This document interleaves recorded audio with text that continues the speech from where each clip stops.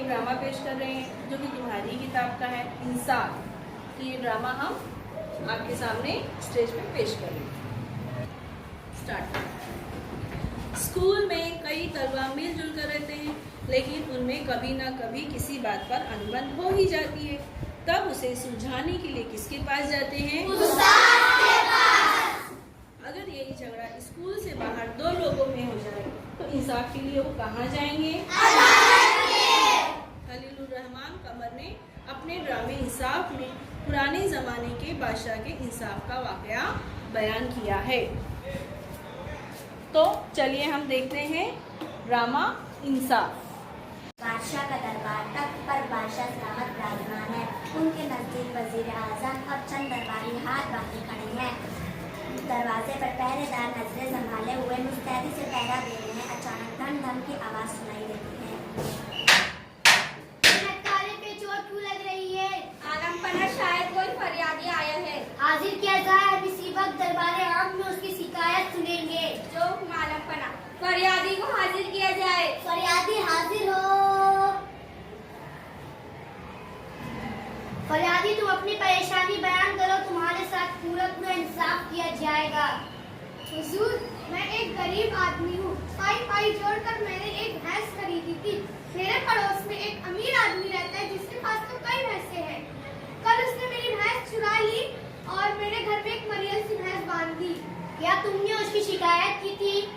जी हुजूर, मैंने जब अपनी भैंस मांगी तो उसने इनकार करते हुए कहा कि ये भैंस मेरी है। हुजूर, मैं एक गरीब आदमी हूँ। दूध बेचकर बड़ी मुश्किल से अपने घर का खर्च चलाता हूँ। कई मरतबा उसकी मन्नत समाजत पूरी कर चुका, लेकिन उसने मेरी एक न सुनी। मजबूर होकर मुझे कोतवाल की कचहरी में दावा करना पड़ा, मगर कोई सुनवाई ना हुई। चारों नाचार होकर मुझे यहाँ आना पड़ा। खुदा के लिए मुझे मेरी भैंस वापस दिलवा दीजिए, वरना मैं भूख को मर जाऊंगा। गम न करो फरियादी, अगर वो तुम्हारी भैंस है तो तुम्हें जरूर मिलेगी। कहाँ है वो आदमी? हुजूर, वो दोनों मेरे साथ आए हैं। उनके साथ एक झूठा गवाह भी है। फरियादी, दोनों को हाजिर किया जाए। हाजिर हो। तुम्हारा नाम? हुजूर, मेरा नाम अमीर अली है। और तुम्हारा? नाचिस को अकबर अली कहते हैं। हाँ फरियादी, हमने तुमसे तुम्हारा नाम नहीं पूछा। बंदे को करीमुद्दीन कहते हैं। हाँ, तो अमीर अली करीमुद्दीन ने अपनी भैंस के इल्जाम तुम पर लगाई। कहो तुम इसके बारे में क्या कहना चाहते हो? आलमपना, मुझे अफसोस है कि इसने ऐसा इल्जाम मुझ पर किया है। मेरे पड़ोसी जानते हैं कि मैं कभी झूठ नहीं बोलता। इससे तो बेहतर था कि करीमुद्दीन मेरे से वो भैंस मांग लेता, मैं कभी इनकार न करता। मेरे मोहल्ले का हर शख्स जानता है कि मेरे पास एक ऐसी भैंस है कि जो दूध देने में उसकी कोई मिसाल नहीं। हुजूर, ये सरासर झूठ बोल रहा है। ऐसी भैंस तो मेरे पास थी जो अमीर अली की भैंसों से ज्यादा दूध देती थी। यह मुझसे उसे छीनना चाहता था। आखिर इसने मेरी भैंस चुरा कर अपने कान पर बांध ली। हाँ, तो आओ करीमुद्दीन, जिसको तुम्हारी भैंस चोरी उसे तुम कहाँ थे? हुजूर, ये रात का वाकया है। मैं दिन भर का थका हारा सो रहा था। सुबह भैंस को चारा देने के लिए बाड़े में गया तो इसे गायब पाया। क्या तुम्हारे पास उससे कोई सबूत है कि वाकई वो भैंस तुम्हारी है? नहीं हुजूर, मेरे पास इसका कोई सबूत नहीं। मैं एक गरीब आदमी, इसलिए मेरा साथ देने के लिए कोई तैयार नहीं। हाँ, तो अब बोलिए, तुम करीमुद्दीन के बारे में क्या कहना चाहते हो? हुजूर, मैं इनका पड़ोसी अच्छी तरह जानता हूँ कि इनके आंगन में बनी हुई सिनी की है।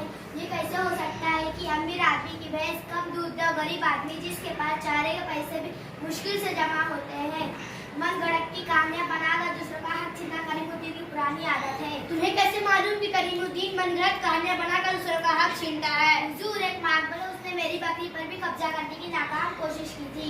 हुजूर, गवाह झूठ बोल रहा है। इससे तो मेरे पड़ोस में मुश्किल से 15 दिन हुए। आलमपना, झूठ में नहीं है बोल रहा है, मुझे आए 15 वर्ष हो चुके हैं। हुजूर, ये झूठ है, सरासर ज्यादती और जुल्म है।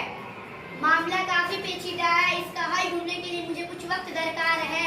वजीर आजम, इस मुकदमे के बारे में आपकी क्या राय है? हुजूर, दोनों फरीकों के बातें सुनकर मुझे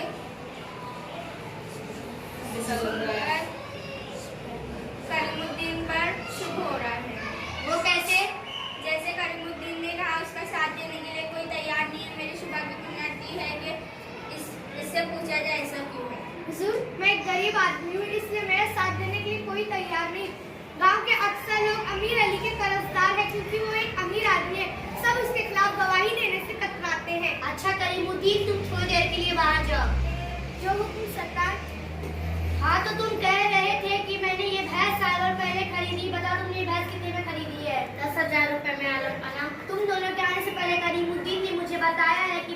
टांगों पे जख्म का निशान है। तुम बता सकते किस पैर पे जख्म का निशान है? जी जी जी हाँ हुजूर, उसकी अगली दाएं टांग पर वाकई बहुत खूब। करीमुद्दीन ने यह भी बताया है कि भैंस की दुम पर कुत्तों के दांतों के निशानात है। जी हाँ हुजूर, एक दफा मेरे पालतू कुत्ते ने उसे काट लिया था।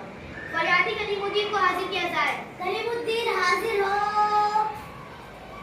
करीमुद्दीन, क्या तुम्हारी भैंस की टांगों पर जख्म है?